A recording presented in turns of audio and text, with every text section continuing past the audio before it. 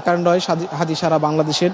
হাদি আসলে তার এই এই অল্প সময়ের মধ্যে এই ৩০ বছর বা ৩০-৩৫ বছর বয়সের মধ্যে সে তার যে রাজনৈতিক আদর্শ, যে ইনসাফ প্রতিষ্ঠার আন্দোলন,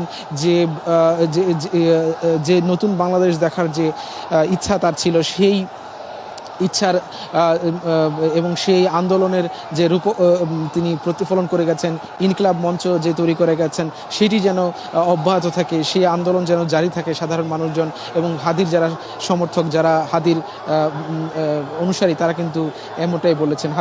ওসমান হাদি প্রতি শ্রদ্ধা জানাতে মানুষ কিন্তু বিভিন্ন জায়গা থেকে তাদের পেশাগত কাজ রেখে, কেউ রেখে ব্যবসা বাণিজ্য বা দৈনন্দিন কাজ রেখে তারা কিন্তু এইখানে এসে এই জানাজায় সামিল হয়েছেন।